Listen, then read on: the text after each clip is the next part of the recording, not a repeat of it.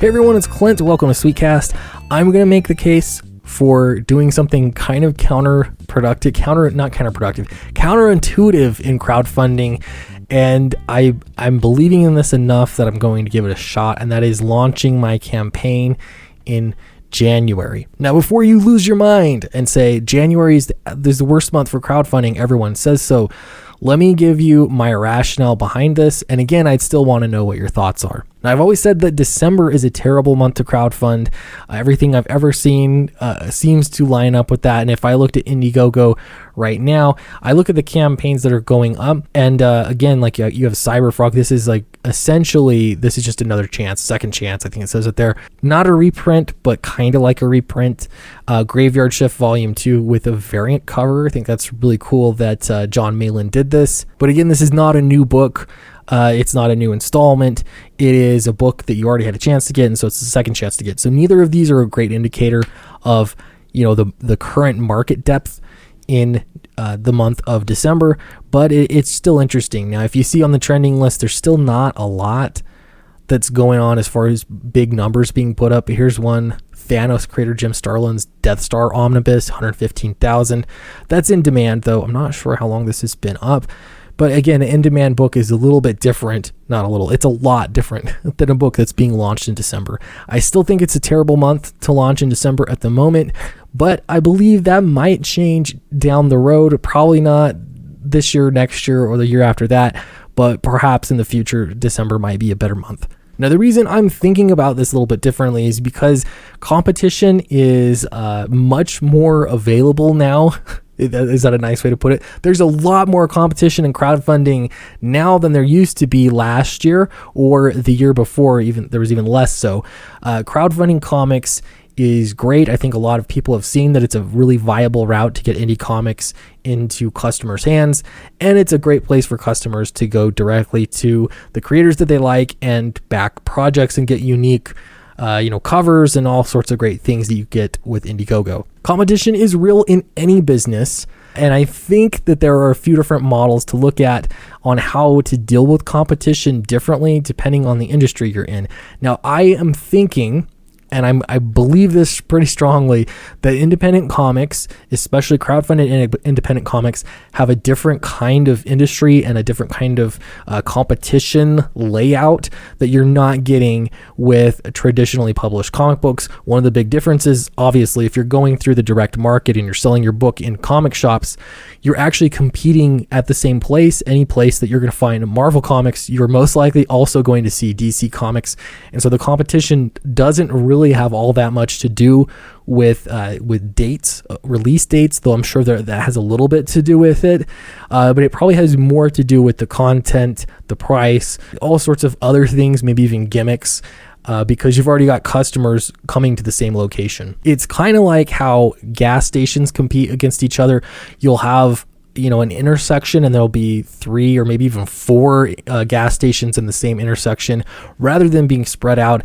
And essentially the idea of that is if they end up building closer together, they're going to get 100% of the traffic looking for gas to fill up cars going to that same location. And then it's just a matter of picking which gas station you're going to go to. So they're forced to compete on that kind of level as opposed to more of a convenience thing. The same thing is true with other kinds of businesses. A big one I think about is a laundromat. Usually if you find one laundromat, you're going to find one in a relatively close vicinity around it. And that's just, customers are going there to do their laundry. Then they're forced to make a decision at that point as to which one they're going to go to, rather than just getting the convenience of people that are closer to one or the other. Now, I remember reading a whole lot about that particular one because at one point in time, I was pretty dead set on buying a laundromat. That never happened. But I understand it's a lot more complicated than I think I've given it credit for. But just so you know, that does happen. That is a way to deal with competition. Now, I kind of think that there's been some conventional wisdom that's been shared quite a bit and perpetuated with crowdfunding that I'm not sure is true, and I'm willing to give it a try and challenge that wisdom. This is where I looked. It was Crowd 101 when I initially was getting ready to launch Downcast. I think this time last year I was really thinking about what time of year, which month I was going to launch the campaign, and I just asked the question, just Googled, when is the best month, what's the best time of month, what's the best day, what's the best time of day to be launching a crowdfunding campaign. And there's all sorts of data that I think makes good arguments for what is better and what is worse. And I think if you are launching a crowdfunding campaign for the very first time, I think this is important to optimize everything that you possibly can. You obviously want to bring as many people to your campaign as possible. It doesn't at all hurt to do a little bit of research and decide that maybe launching your campaign in March is probably a good idea for a first-time campaign, or maybe during the summer for a first-time campaign. I've also heard that October is a pretty good time to be launching a crowdfunder campaign. But you're also going to want to maybe take some time off of work so that you can launch that puppy a little bit before lunch, kind of late morning, and make it end sometime in the evening. You're not going to want to pick a weekend to launch your campaign on. You're going to want to pick a day during the week when people are sort of in their daily grind and they have access to computers more readily. And again, all this information is really easy to Google and find out for yourself and make some decisions ultimately. Now, January has been a bad month, but I want to look at this. I think that crowdfunding comics is a lot more like Hollywood and movie releases than it is like comics going to a comic shop. And I think that's because the release date has so much more weight on it because of the market depth and because of the platform essentially that everybody's going to.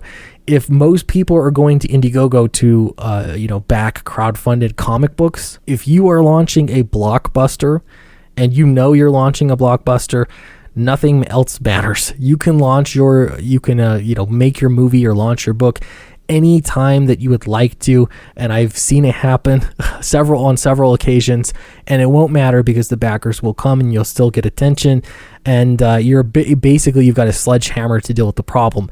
Now, if you're new at crowdfunding and you have a smaller presence, then perhaps you're going to have to take more of a scalpel approach. And part of that is going to be looking at when are the big books being launched. And I would suggest that if it's not really a great idea to be launching the same day, the same week as those large campaigns. Now, I know opinions are going to vary on this wildly, but I think that it is helpful to have a strong week. The first week, at least, I think there are probably a few campaigns that could go on the same week as a blockbuster campaign, or if you've got two big blockbusters launching the same week, maybe you could fit one or two in.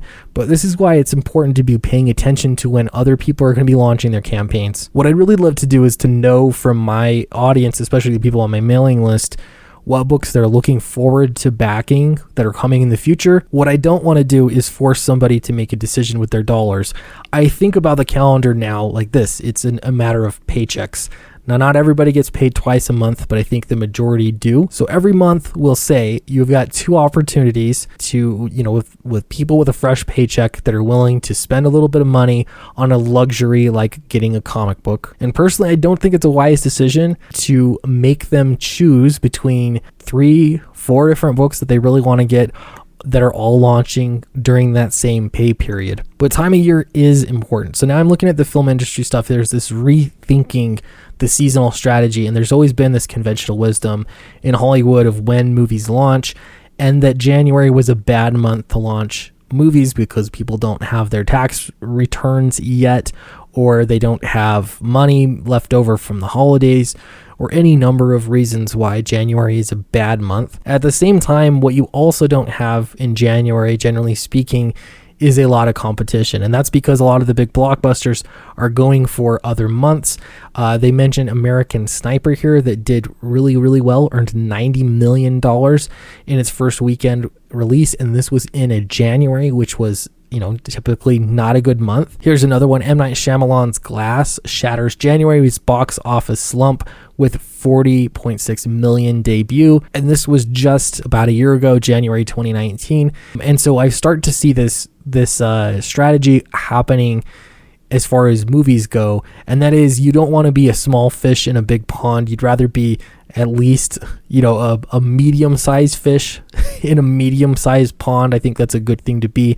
However, I mean, it is possible too, if big campaigns are launching, you could be a little guy that is sticking it out, but I don't think it's actually a good idea for, let's say the next Cyberfrog book is launching, and then you've got about 15 to 20 other books also launching that month.